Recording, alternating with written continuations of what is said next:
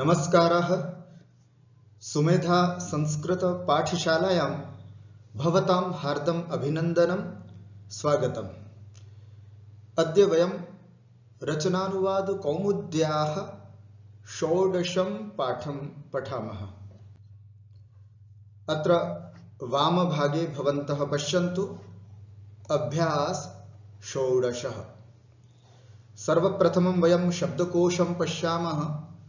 तत्र सर्वप्रथमं क इत्युक्ते शब्दरूपाणि इति। सर्वप्रथमं तत्र सर्वनाम शब्द अस्ति युष्मत्। युष्मत् का अर्थ होता है तुम, मध्यम पुरुष का प्रयोग होता है त्वम, युवाम, यूयम। तो युष्मत् का मतलब होता है तू।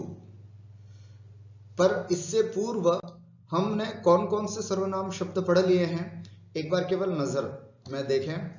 सर्व शब्द तीनों लिंगों में, तत् शब्द तीनों लिंगों में, एतत् शब्द तीनों लिंगों में, यत्, किम, इदम और अदस, इतने सर्वनाम शब्दों को हमने पहले पढ़ लिया है।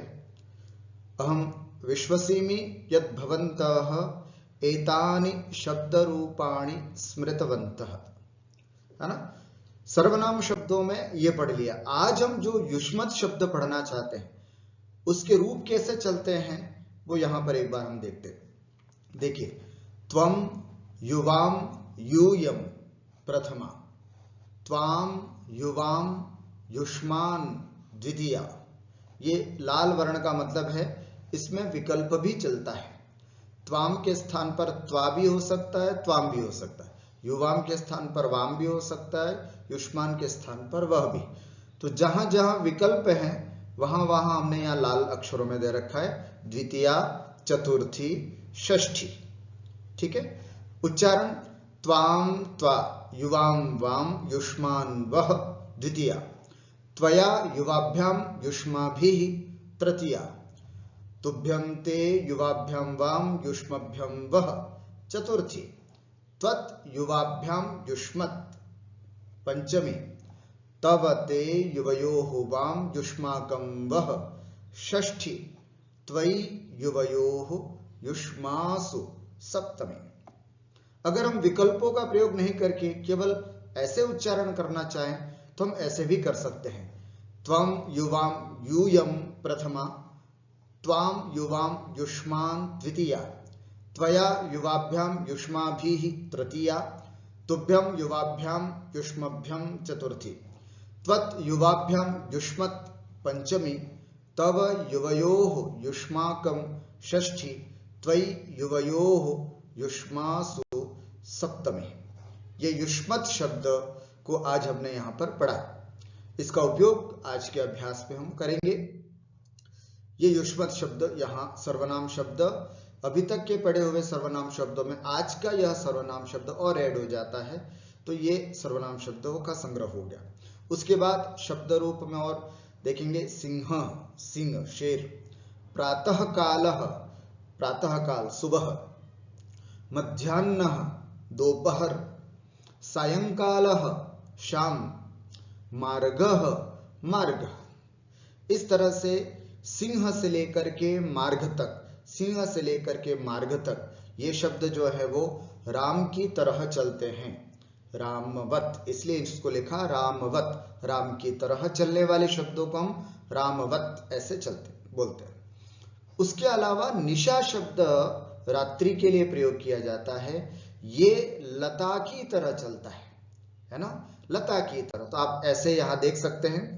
अभी तक कौन कौन से संज्ञा शब्दों को हम पढ़ चुके हैं? रामः, फलम, लता, हरिः, गुरुः, पितृ, इन सब शब्दों को पढ़ चुके हैं। आज जो हमने देखे हैं ये जैसे सिंह, शेर, प्रातः काल, मध्याह्न, सायंकाल, मार्ग, ये सब किसकी तरह चलेंगे? राम की तरह, रामवत। और निशा जो रात्रि, जिसका अर्थ रात्रि होता है, निशा, वो शब्द रमा, स्त्रीलिंग, लता अथवा रमा की तरह इसके रूप चलते हैं। स्पष्टम? और आगे चलते हैं ख। ख में अब हम आते हैं यहां, क में शब्द रूप और ख में धातु रूपों की चर्चा करते हैं। जैसे सेव सेवा करना, लभ प्राप्त करना, वृद्ध बढ़ना, मुद प्रसन्न होना, सह सहना, याच मांगना, वृत्त होना, ईक्ष देखना, निरीक्ष देखना अथवा निरीक्षण करना, वंद प्रणाम करना, भाष कहना, कूर्द कूदना, यत यत्न करना, शिक्ष सीखना, कंप कांपना, भिक्ष मांगना, ईह चाहना, शुभ शोभित होना और रम लगना या फिर रमण करना। पता है यहां सेव से लेकर के रम तक ये शब्द किसकी तरह चलते हैं? सेवतेवत। अब आप पूछेंगे कि सर सेवते क्या होता है? हमने तो भवतीवत पढ़ा था अभी तक कि भवती की तरह रूप चलते हैं, लेकिन ये सेवतेवत लिखा है। तो ये सेवतेवत इसका मतलब यहां सेव धातु अलग चलती है। अलग चलती है तो कैसे चलती है? तो धातुएं कितने प्रकार की होती हैं? एक बार देखें। धातु परस्मैपदी धातु, आत्मनेपदी धातु और उभयपदी धातु, 3 प्रकार की धातुएं संस्कृत में होती है। याद रखेंगे आप, परस्मैपदी, आत्मनेपदी और उभयपदी। परस्मैपदी धातु का चिन्ह क्या है, कैसे पहचाने? जिसके अंत में अति, अतः, अंति, असि, अथः, अथ, आमि, आवह, आमः ऐसे लट लकार में जिसके रूप चले वो परस्मैपद धातु होती है। जिसके लट लकार में रूप अते, एते, अंते, असे, एथे, अध्ये, ए, आवहे, आमहे ये अंत में जिसके हों उसे हम आत्मनेपदी धातु कहते हैं। और उभयपदी जिसमें अति, अतः, अंति भी हो, अते, एते, अंते भी लगे, दोनों तरह से वो रूप चले, ऐसी धातुओं को हम उभयपदी कहते हैं। तो स्पष्ट हुआ, संस्कृत व्याकरण है ना, जितनी भी धातुएं हैं वे सब धातुएं हम 3 भागों में डिवाइड करते हैं। कुछ धातु परस्मैपदी में, कुछ धातु आत्मनेपदी में है, कुछ धातुएं ऐसी हैं जो उभयपदी में होती हैं, परस्मैपद में भी चलती है उसके रूप और आत्मनेपद में भी चलते हैं। उदाहरण के रूप में परस्मैपद में जैसे पठति, पठतः, पठन्ति, लट लकार की बात कर रहा हूं आपके सामने। पठसि, पठथः, पठथ, पठामि, पठावः, पठामः। लिखति, लिखतः, लिखन्ति, हसति, हसतः, हसन्ति, गच्छति, गच्छतः, गच्छन्ति। मतलब जिसके अंत में अति, अतः, अंति इत्यादि आए वे सब परस्मैपद धातु कहलाती। और आत्मनेपदी धातु कैसी होती है, आज हम पहली बार आपको इससे परिचय करा रहे हैं। देखिए, सेवते, सेवेते, सेवन्ते बिल्कुल अलग है ना, तीतः, अंति की तरह, उससे थोड़ा भिन्न है। सेवसे, सेवेथे, सेवध्ये, सेवे, सेवावहे, सेवामहे, उच्चारण ठीक होना चाहिए आपका। सेवते, सेवेते, सेवन्ते, सेवसे, सेवेथे, सेवध्ये, सेवद्वे, सेवे, सेवावहे, सेवामहे, ये आत्मनेपदी धातु होती है। और जो उभयपदी धातु होती है वो दोनों तरह से, जैसे पठति, पठतः, पठन्ति, उसी तरह याचति, याचतः, याचन्ति भी बनता है। सेवते, सेवेते, सेवन्ते की तरह याचते, याचेते, याचन्ते, मतलब याच धातु उभयपदी है, ह्री धातु उभयपदी है ना। नी धातु नयति, नयतः, नयन्ति भी बनता है, नयते, नयेते, नयन्ते भी बनता है, हरति, हरतः, हरन्ति भी बनता है, हरते, हरेते, हरन्ते भी बनता है। तो ऐसी कुछ धातुएं उभयपदी का इंट्रोडक्शन मैं आपको बाद में कराऊंगा। आज हम जिस धातु से परिचय प्राप्त कर रहे हैं वो है आत्मनेपदी धातु। आत्मनेपदी धातु के चलने का तरीका लट लकार में ऐसे है, और आगे लट, लोट, लंग, विधिलिंग आदि सब लकार हम आगे पढ़ते चलेंगे। ठीक है, तो आइए सबसे पहले सेव धातु है ना, सेवा करना, लट लकार में इसके रूप कैसे चलते हैं। सेवते, सेवेते, सेवन्ते, सेवसे, सेवेथे, सेवध्ये, उच्चारण शुद्ध हो, सेवध्ये, सेवे, सेवावहे, सेवामहे। ठीक हुआ। भवादि की सभी आत्मनेपदी धातुओं के रूप सेव के तुल्य चलेंगे। 10 गण होते हैं, उसमें से पहला गण है भवादि गण।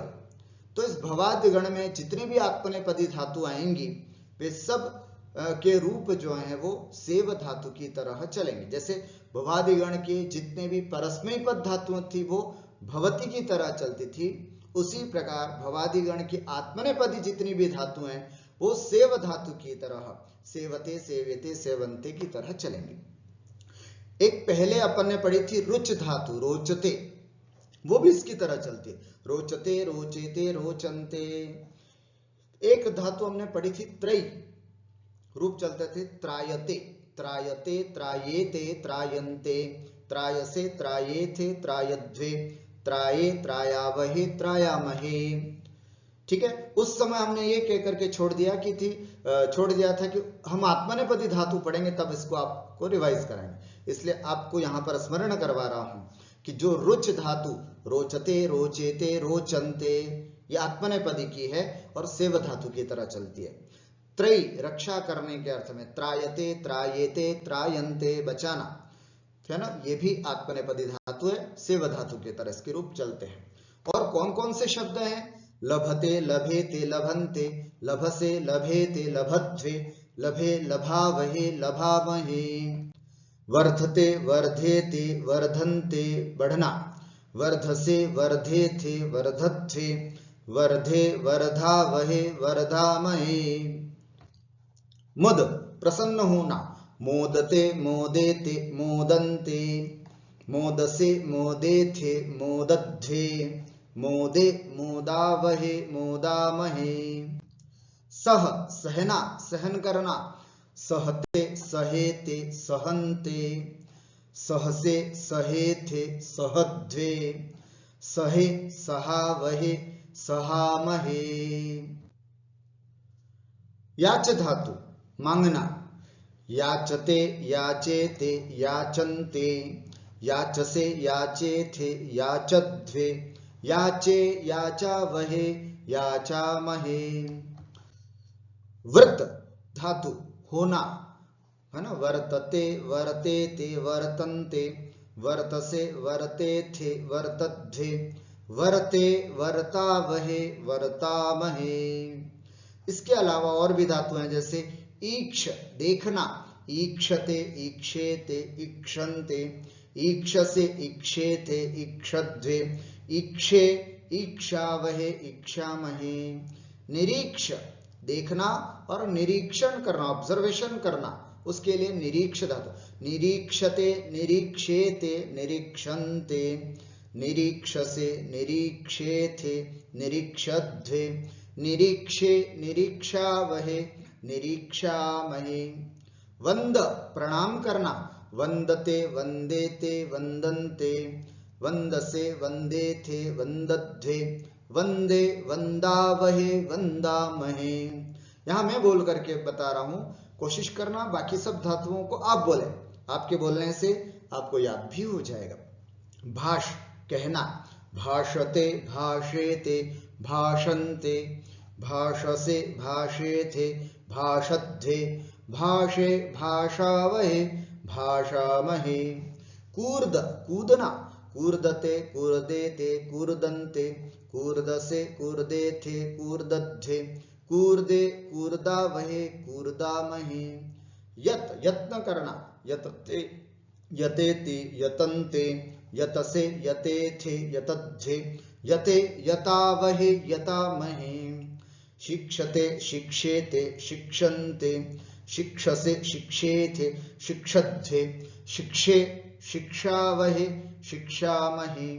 कंप कांपना, कंपते, कंपेते, कंपन्ते, कंपसे, कंपेथे, कंपध्वे, कंपे, कंपावहे, कंपामहे।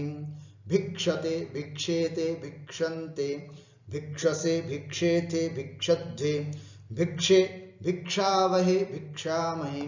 ईहते, ईहेते, ईहन्ते, ई दीर्घ है, ईहसे, ईहेथे, ईहध्वे, ईहे, ईहावहे, ईहामहे।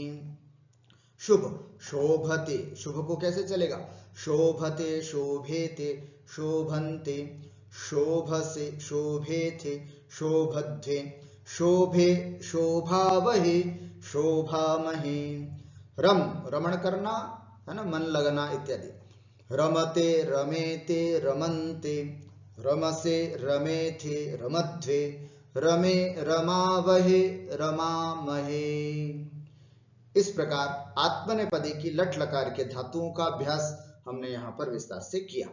ठीक है, आप भी सभी धातुओं को इसी तरह उच्चारण कर करके बोलें, है ना, बोल बोल करके जोर जोर से उच्चारण करें, जिससे कि आपके कानों को संस्कार होगा और आत्मनेपदी याद होगा। कुछ नियम आपके सामने। आज हम विभक्ति जो पढ़ने जा रहे हैं वो सप्तमी विभक्ति पढ़ने जा रहे हैं। षष्ठी विभक्ति अभ्यास 15 तक हमने षष्ठी विभक्ति पढ़ी। आज अभ्यास 16 से सप्तमी विभक्ति प्रारंभ हो रही है। ध्यान से देखें। सबसे पहले अधिकरण किसे कहते हैं? नियम नंबर 72 में बता रहे हैं किम अधिकरणम, तो जवाब दिया आधारोधिकरणम। किसी क्रिया के आधार को अधिकरण कहते हैं। जहां पर या जिसमें वह कार्य किया जाता है उसे हम आधार कहते हैं। जैसे, है ना, जैसे विद्यालय में पढ़ता है, तो विद्यालय में जिसमें कार्य किया जाता है, विद्यालय पठति, है ना। और भी जिस तरह के कोई कार्य, जैसे हाथ में पेन है, हाथ पर, जहां पर, तो हाथ पर पेन है, तो हस्त, हस्त आधार हो गया। हाथ पर ये आधेय, ये आधार, है ना। आधार को ही संस्कृत में अधिकरण भी बोलते हैं। तो हस्ते सप्तमी विभक्ति लगेगी, हस्ते लेखनी अस्ति। तो जहां पर अथवा जिसमें जो कार्य किया जाता है, जहां पर कार्य किया जाता है अथवा जिसमें कोई कार्य किया जाता है उसको हम अधिकरण कहते हैं। और जो अधिकरण होता है वहां क्या करते हैं? नियम नंबर 73 यह बताता है सप्तम्यधिकरणे च, अधिकरण कारक में सप्तमी विभक्ति होती है। कारक क्या है? अधिकरण। उस अधिकरण कारक में कौन सी विभक्ति होती है? सप्तमी विभक्ति। जैसे कर्ता कारक में प्रथमा, कर्म कारक में द्वितीया, करण कारक में तृतीया, संप्रदान कारक में चतुर्थी, अपादान कारक में पंचमी। उसी प्रकार अधिकरण कारक में सप्तमी विभक्ति होती है, संबंध में षष्ठी होती है। ठीक है, संबंध कारक नहीं है, लेकिन अधिकरण जो है वो कारक है और कारक, अधिकरण कारक में सप्तमी विभक्ति का प्रयोग हम करते हैं, है ना। उसके अलावा जैसे यहां उदाहरण दिया है विद्यालये पठति, है ना, विद्यालय में पढ़ता है। ग्रंथे श्लोकाः सन्ति, ग्रंथ में श्लोक हैं। महाकाव्ये पद्यानि सन्ति, महाकाव्य में पद्य हैं। जयपुरे हवा महलम अस्ति, जयपुर में हवा महल है। भारते, है ना, भारते मंदिराणि सन्ति, भारत में मंदिर हैं। तो जहां पर हिंदी में जैसे अपन कारक चिन्ह को बोलते हैं ना, मैं पेपर, है ना, मैं पेपर, अगर ऐसा हो तो वहां सप्तमी विभक्ति, वो आधार होता है और उस आधार को सप्तमी विभक्ति होती है। यहां यह भी लिखा है नियम नंबर 64 भी देखो, तो जब मैं 64 नियम नंबर देखता हूं तो उसमें लिखा है यतश्च निर्धारणम, अर्थात बहुतों में से एक को छांटने में, जिसमें से छांटा जाए उसमें षष्ठी अथवा सप्तमी दोनों विभक्ति होती है। पहले पढ़ा है अपन ने, जैसे छात्रेषु रामः श्रेष्ठः, छात्रेषु कृष्णः पटुतमः। तो ऐसे उसमें भी सप्तमी और षष्ठी दोनों होती थी, लेकिन यहाँ सप्तमी होते समय हम एक बार पुनः उस 64 नंबर के नियम को याद कर लेते हैं। यतश्च निर्धारणम, बहुतों में से एक को निर्धारित करना हो तो उसमें षष्ठी विभक्ति भी लगती है और यहाँ सप्तमी विभक्ति भी लगती है। नियम नंबर 74 क्या कहता है? विषय में, बारे में, अर्थ में, तीन चीजें हो गई। विषय में, बारे में, है ना, अथवा अर्थ में, तथा समय बोधक शब्दों में सप्तमी विभक्ति होती है। जैसे मोक्ष के विषय में इच्छा है, ये विषय का उदाहरण हो गया कि मोक्ष के विषय में इच्छा है, तो मोक्षे इच्छा अस्ति। किसी विषय में, यहां पर विषय का मतलब है कि जहां पर आपकी कोई इच्छा हो, है ना, जैसे मुझे यूरोप में इच्छा है अथवा यूरोप घूमने की इच्छा है, तो यूरोप भ्रमणे इच्छा अस्ति, ये यूरोप के विषय में मेरी इच्छा है। तो इसी प्रकार और बारे में, अर्थ में और समय बोधक शब्द, है ना, जैसे समय बोधक शब्द है बारे में, है ना, जैसे बारे में मैं ज्ञान के बारे में, धर्म के बारे में नहीं जानता, अहम धर्मे न जानामि, धर्म, है ना, धर्म विषय न जानामि, इस तरह से। मैं राजनीति के बारे में नहीं जानता, अहम राजनीति विषय न जानामि, बारे में इसका विषय शब्द लगेगा, अहम राजनीति विषय किमपि न जानामि, ऐसे। उसी प्रकार अर्थ में, है ना, ये किस अर्थ में है, यह पंक्ति किस अर्थ में है, तो कस्मिन् अर्थे अस्ति, किस अर्थ में, इस अर्थ में, अस्मिन् अर्थे अस्ति, है ना, ज्ञान के अर्थ में, ज्ञानार्थे अस्ति। इस प्रकार से अर्थ के विषय में भी अपन सप्तमी विभक्ति लगा सकते हैं। और सबसे बड़ा, समय बोधक शब्दों में सप्तमी विभक्ति होती है। जैसे दिने, दिवसे, सब सप्तमी एक वचन है। प्रातः काले, मध्याह्ने, सायंकाले वा कार्यम करोति, जैसे दिन में काम करता है, सह दिने कार्यम करोति, वह दिन में भोजन करता है, सह दिवसे भोजनम करोति, वह प्रातः काल में, वह सुबह सुबह, है ना, मंजन करता है, सह प्रातः काले दंत धावनम करोति। तो जहां समय बोधक शब्द है उसमें सप्तमी विभक्ति का प्रयोग हो रहा है, ये बात समझने की है। प्रातः काले, यहां पर आप चाहो तो समय भी बता सकते हो, सप्तवादने, सह षड्वादने उत्तिष्ठति, सह सप्तवादने, तो वहां वादने जितने भी, ये सब जगह सप्तमी विभक्ति का प्रयोग हो रहा है। क्यों? नियम नंबर 74 कहता है समय बोधक शब्दों में सप्तमी विभक्ति होती है। उसके अलावा, है ना, मध्याह्ने, दोपहर में, सायंकाले, सह सायंकाले, अथवा शाम, वह शाम को संध्या वंदन करता है, स सायंकाले संध्या वंदनम करोति, स सायंकाले आरतीम करोति, निराजनाम करोति इति, है ना। उसके अलावा और भी समयवाचक शब्द कौन से हैं? शैशव, है ना, शिशु अवस्था, यौवने, यौवन अवस्था में, वार्धक्य, बुढ़ापे में, बाल्य, यौवन और वृद्धत्व में, पठति, है ना, जैसे शैशव में पढ़ता है, शैशवे पठति, यौवने पठति, वार्धक्ये पठति। इस तरह से सप्तमी विभक्ति के प्रयोग के बारे में हमने यहाँ पर देखा। अधिकरण, आधार को अधिकरण कहते हैं और अधिकरण में सप्तमी विभक्ति होती है। उसके अलावा नियम नंबर 64 के अनुसार बहुतों में से एक को छाटा जाए तो उसमें भी सप्तमी और षष्ठी दोनों विभक्ति होती है। उसके अलावा हिंदी में जहां विषय में, बारे में, अर्थ में अथवा समय बोधक शब्द होते हैं, उन सब शब्दों में भी सप्तमी विभक्ति का प्रयोग करते हैं। उदाहरण हमने यहां पर अभी देखे। अब संधि, है ना, हर अभ्यास के साथ हम एक एक संधि भी देख रहे हैं। यहां पर आप हमारे साथ संधि का नियम नंबर 75 में देखेंगे। संधि का नियम बहुत महत्वपूर्ण है, ध्यान से देखेंगे, सुनेंगे, समझेंगे। स या तवर्ग, तवर्ग का मतलब त, थ, द, ध, न, इसको बोलते हैं तवर्ग।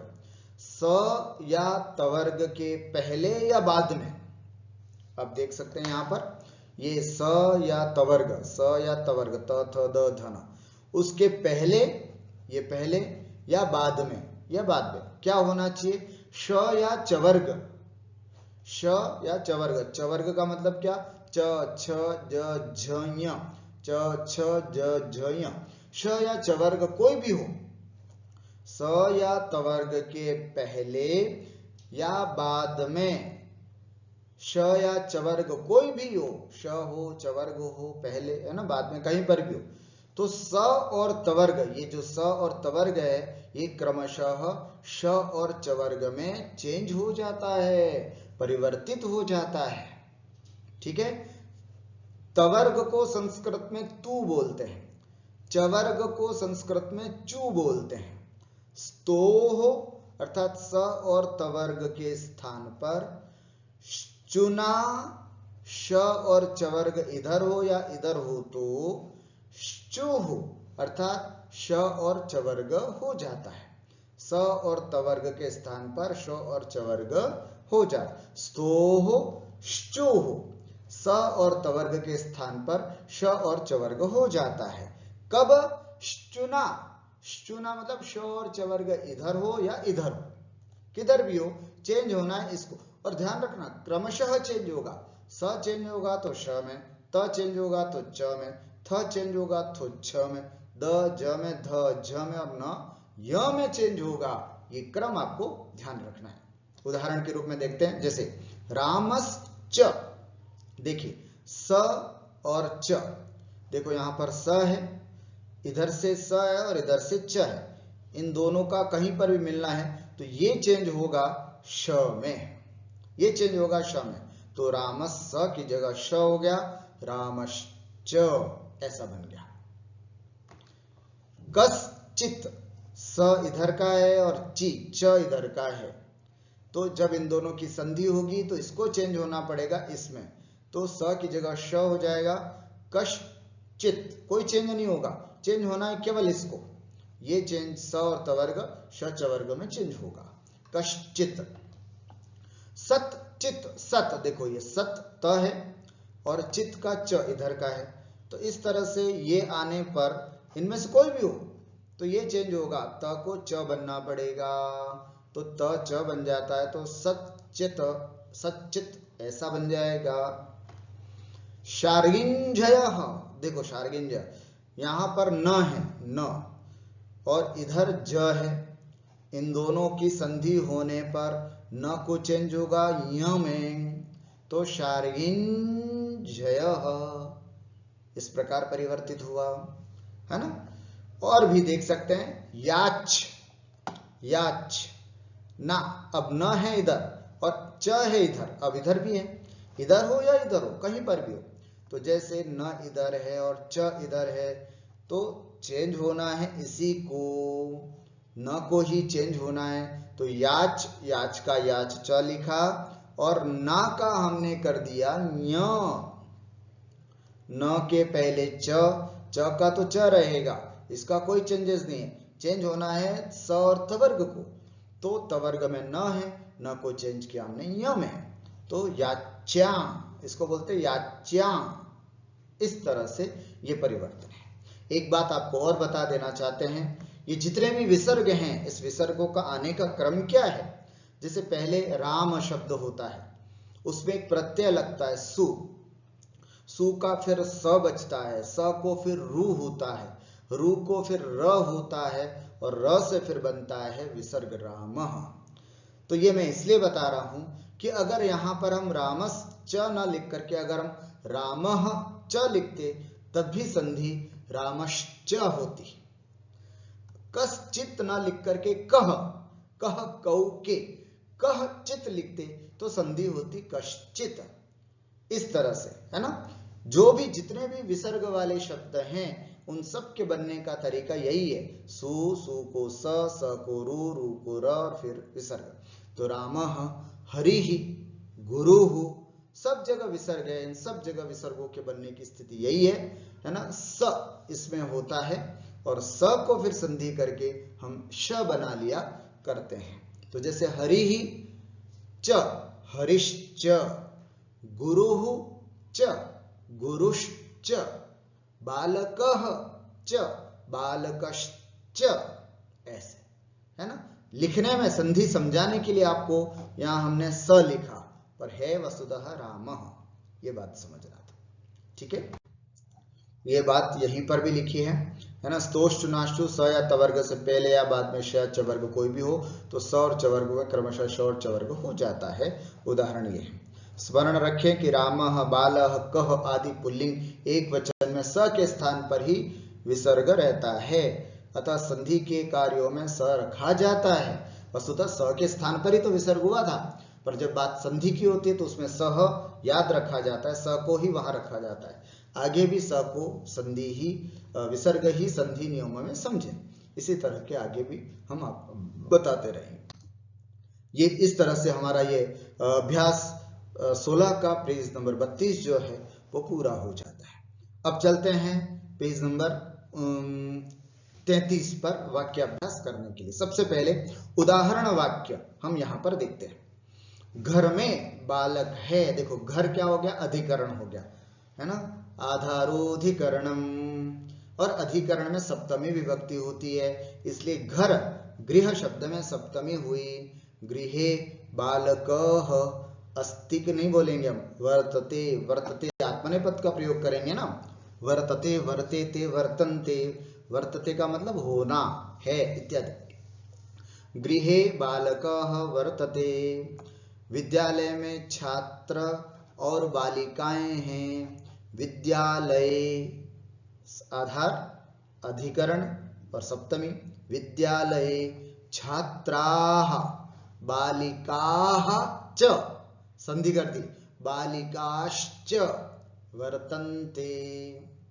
सः बालः तच्च फलम् आसने वर्तते, सः बालः वह बालक है, तच्च फलम और वह, है ना, तच्च संधि कर लो, तच्च श्चुत्व संधि हो गई, तच्च, तच्च फलम और उसका, है ना, और वह फल, वह बालक है और वह फल आसने वर्तते, आसन पर है ना, सह बालः तच्च फलम आसने वर्तते, वह बालक है, सह वह बालक और वह फल आसन पर है।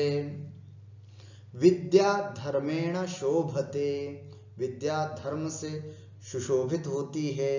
सिंह वने निशायाम भ्रमति, सिंह वन में कहाँ भ्रमण करता है, वन, वन क्या है, आधार, आधार को क्या बोलते हैं संस्कृत में, अधिकरण कारक, और अधिकरण में कौन सी विभक्ति होती है, सप्तमी। वने कब घूमता है, समयवाचक शब्द हो गया, निशा रात्रि, तो निशा लता सप्तमी, समयवाचक शब्दों में सप्तमी विभक्ति। निशायाम भ्रमति, सिंह वने निशायाम भ्रमति। रमते रमण करता, कहा, जिसमें रमण करता है, जिसके बारे में, है ना, जिस विषय में, वहां सप्तमी होती है। यति ही धर्मे रमते, सायंकाले मार्गे बालाः कूर्दन्ते, सायंकाले शाम को, मार्गे मार्ग में, है ना, मार्ग में, बालाः कूर्दन्ते बच्चे कूदते हैं। त्वं गुरुं सेवसे, सुखम लभसे मोदसे वर्धसे च, तुम गुरु की सेवा करते हो। सेवसे मध्यम पुरुष एक वचन, सेवते सेवेते सेवन्ते, सेवसे, त्वं गुरुं सेवसे, तुम गुरु की सेवा करते हो। सुखम लभसे, सुख को प्राप्त करते हो। मोदसे, प्रसन्नचित होते हो। वर्धसे च, और बढ़ते हो, खूब बढ़ते हो अपने जीवन में। कवि ही नृपम धनम याचते, तम भाषते वंदते च, कवि राजा से धन मांगता है ना, याच धातु जो है वो द्विकर्मक है, तो जिससे मांगा जाता है उसमें भी द्वितीय विभक्ति लगती है, कर्म संज्ञा होती है, द्वितीय विभक्ति लगती है, और जो चीज मांगी जाती है उसमें भी द्वितीय विभक्ति होती है, इसलिए, है ना, नृपम धनम, कवि ही नृपम धन धनम याचते, कवि राजा से धन मांगता है। कवि ही नृपम, राजा से, इसमें क्यों लगा, ये तो से, इसमें तो पंचमी लगनी चाहिए, लेकिन मैं आपको फिर से बता देता हूं, याच धातु द्विकर्मक है, और जब द्विकर्मक धातु का प्रयोग होता है याचते, तो उसमें नृप में भी द्वितीय विभक्ति और धन में भी द्वितीय विभक्ति होती है। तम भाषते, उसको कहता है। वंदते च, और उसकी वंदना करता है ना। कवि नृपम धनम याचते, कवि राजा से धन मांगता है, तम भाषते उससे कहता है, वंदते च और उसको प्रणाम करता है। यह दुखम सहते विद्याम शिक्षते, अन्नम भिक्षते ज्ञानम ईहते च, सलोके मोदते। यह माने जो, दुखम सहते दुख को सहन करता है, विद्याम शिक्षते विद्या को सीखता है, अन्नम भिक्षते अन्न को मांगता है, ज्ञानम ईहते ज्ञान को चाहता है और ज्ञान को चाहता है, सह वह लोके मोदते वह इस लोक में बड़ा प्रसन्न होता है, खूब आनंदित होता है। त्वया सह अयम कह अस्ति, संधि विच्छेद करके ध्यान से देखना।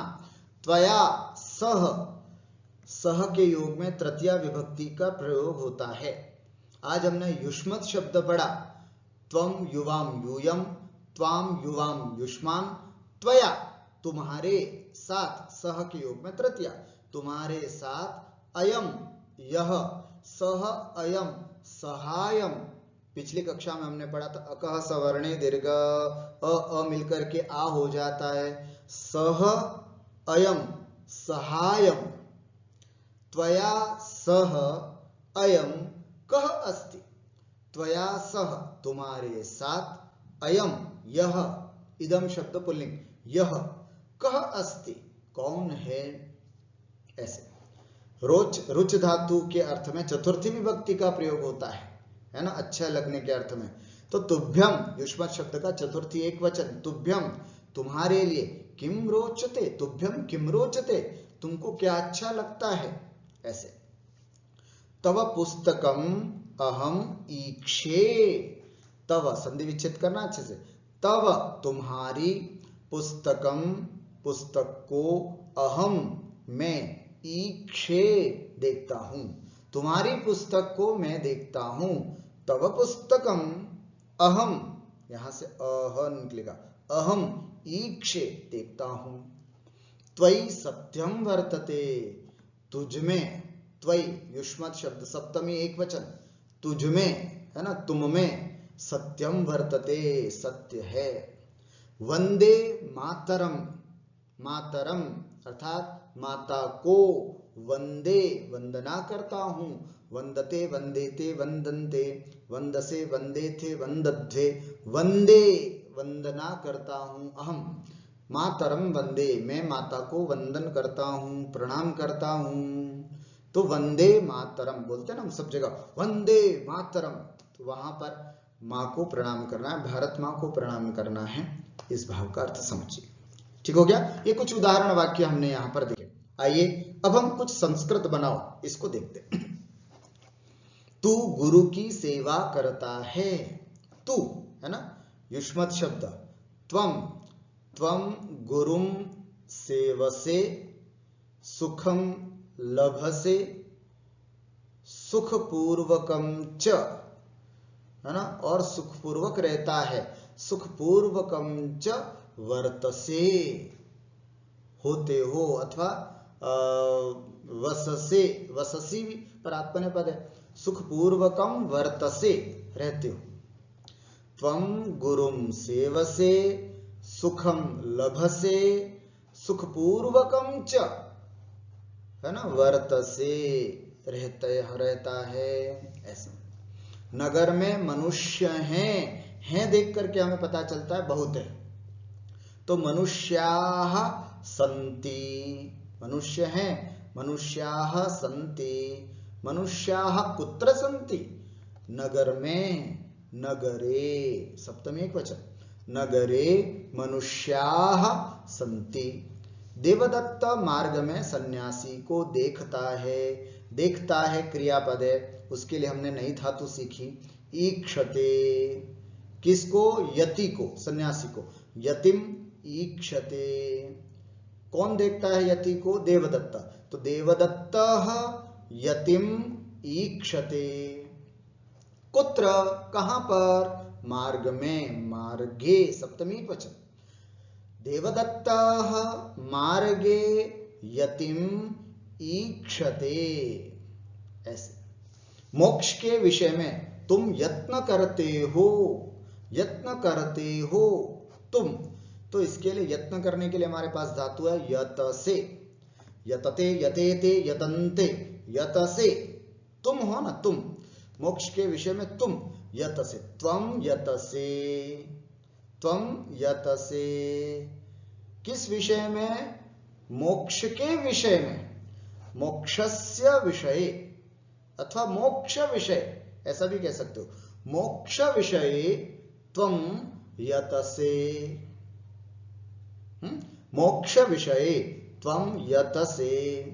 तुम दुख सहते हो, त्वम दुखम सहसे, गुरुम सेवसे, और लोके शोभसे च अथवा लोके च शोभसे।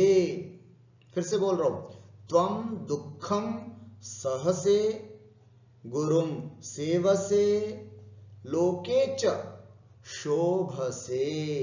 ऐसा वह धन में रमता है, सह धने रमते, वृक्ष कांपता है, वृक्षः कंपते, साधु राजा से अन्न मांगता है, भिक्षते है ना, याचते भिक्षते कुछ भी करो, उसके योग में दो कर्म होते हैं तो यहां दोनों जगह लगाएंगे है ना। तो नृपम अन्नम है ना, साधु अथवा यति नृपम अन्नम भिक्षते, द्विकर्मक धातु होने की वजह से नृपम अन्नम है ना, राजा से अन्न, भिक्षते मांगता है, साधु नृपम अन्नम भिक्षसे। दिनेश पिता को प्रणाम करता है, दिनेशः पितरम वंदते, प्रणाम करना, वंदते। घर में कूदता है, गृहे कूर्दते, और सत्य ही बोलता है, सत्यम एवच है ना, सत्यमेव च भाषते। दिनेशः पितरम वंदते, गृहे कूर्दते, सत्यमेव च भाषते। विद्या सत्य से शोभित होती है, विद्या सत्येन शोभते, विद्या सत्येन जिससे शोभित होती है उसमें तृतीया, सत्येन शोभते। तुम क्या चाहते हो? त्वम किम ईहसे, त्वम किम ईहसे। पशुओं में सिंह श्रेष्ठ है, पशुओं में जिसमें से श्रेष्ठ होता है उसमें सप्तमी विभक्ति, और मैं देख करके वैसे भी सप्तमी विभक्ति लगानी हमको। पशुषु, पशुषु है ना, पशुषु, पशुषु, पशुष है ना, तो इसमें पशुषु, पशु, पशुना, पशुभ्यम, पशुभी, पशुषु, हाँ पशुषु ऐसा आएगा, श मूर्धन्य षकार। पशुषु सिंह श्रेष्ठ। मध्याह्न में तू यहां आना, मध्याह्ने, मध्याह्ने त्वम अत्र आगच्छ, त्वम अत्र आगच्छ, लोट लगा मध्यम पुरुष, त्वम अत्र आगच्छ, मैं तुमको बुलाता हूं, अहम त्वाम आह्वयामि, अहम मैं, तुमको, त्वाम है ना, युष्मत् शब्द द्वितीय एकवचन, त्वाम, अहम त्वाम आह्वयामि, तेरे साथ कौन है? त्वया सह कः अस्ति, क्या तुझे फल अच्छा लगता है? जिसको अच्छा लगता है उसमें चतुर्थी, किम तुभ्यम फलम रोचते, किम तुभ्यम फलम रोचते, क्या तुम्हारे लिए फल अच्छा लगता है? तेरी पुस्तक कहाँ है?